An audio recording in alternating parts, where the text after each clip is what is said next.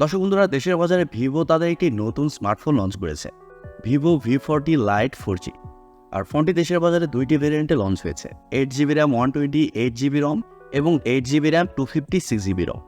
8GB RAM 128GB ROM এর price রাখা হয়েছে 29,999 টাকা এবং 8GB RAM 256GB ROM এর প্রাইস রাখা হয়েছে 32,999 টাকা। আর ফোনটির হাইলাইটেড পয়েন্ট হচ্ছে ফোনটির অস্থির ডিজাইন, সাথে থাকছে অ্যামোলেড ডিসপ্লে। সো সব কিছু মিলে এই ফোনটি কেমন হবে? আর ফোনটি যেহেতু এরকম প্রাইস পয়েন্টে বাংলাদেশের মার্কেটে লঞ্চ হয়েছে, সো ফোনটি কি ভ্যালু ফর মানি হবে, না এই প্রাইস পয়েন্টে এর থেকেও কোনো বেটার অপশান থাকছে? এই সবগুলো বিষয় নিয়ে আজকের এই ভিডিওতে কথা বলবো। সো পুরো ভিডিওটি অবশ্যই দেখবেন, আর ভিডিওটি ভালো লাগলে ভিডিওতে একটি লাইক দিবেন। প্রথমে যদি এই ফোনটির ডিজাইন এবং বিল্ড কোয়ালিটি নিয়ে কথা বলি, তাহলে এই ফোনটির ব্যাক সাইড এবং ফ্রেমে থাকছে প্লাস্টিক। তবে ফোনটির ডিজাইনটা কিন্তু যথেষ্ট সুন্দর করা হয়েছে। ব্যাক সাইডে থাকছে দুইটি ক্যামেরা এবং একেবারে নিচের দিকে থাকছে ভিভোর ব্র্যান্ডিং। 7.8mm থিকনেসের সাথে এই ফোনটির ওজন করা হয়েছে 188 গ্রাম।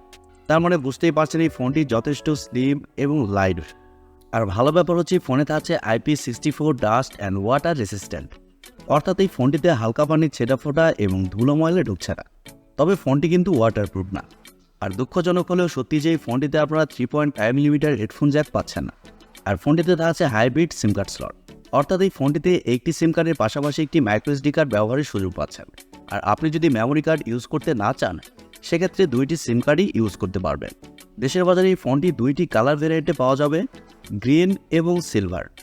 আর ফোনটির সামনের দিকে আপনারা পেয়ে যাচ্ছেন একটি ফুল ভিউ ডিসপ্লে, যার উপর অংশে মাঝ বরাবর পাঞ্চনের মাধ্যমে বসানো থাকছে সেলফি ক্যামেরাটি। তবে ডিসপ্লে চিন এবং বেজেল এরিয়া আরেকটু ন্যারো হইলে বেটার মতো। তবে ভালো ব্যাপার হচ্ছে ফোনে থাকছে ইন ডিসপ্লে ফিঙ্গারপ্রিন্ট সেন্সর, যা যথেষ্ট ফাস্ট এবং অ্যাকুরেট। ফোনটিতে 6.67 ইঞ্চির একটি অ্যামোলেড ডিসপ্লে প্রোভাইড করা হয়েছে, যা ফুল এইচডি প্লাসের একটি ডিসপ্লে এবং আরও থাকছে 120 হার্টসের রিফ্রেশ রেট এবং 1800 নিটস পিক ব্রাইটনেস, যার কারণে ডিসপ্লেটা যথেষ্ট ব্রাইট হবে।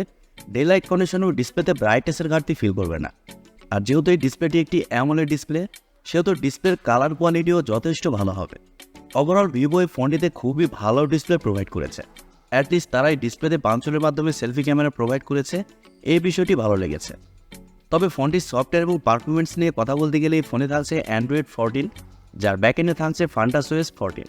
আর ফোনটিতে চিপসেট হিসেবে থাকছে Qualcomm Snapdragon 685 4G চিপসেট, যা 6 ন্যানোমিটার আর্কিটেকচারে তৈরি করা, এবং জিপিইউ হিসেবে থাকছে Adreno 610।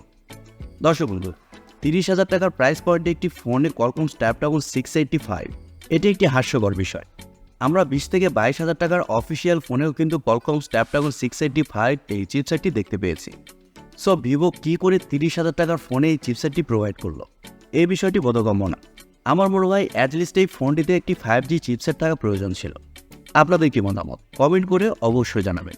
আর আগেই বলেছি ফোনটি দুইটি ভেরিয়েন্টে লঞ্চ হয়েছে, 8GB RAM 128GB ROM এবং 8GB RAM 256GB ROM, যার স্টোরেজ টাইপ হিসেবে থাকছে UFS 2.2 এবং র্যাম টাইপ হিসেবে থাকছে LPDDR4X।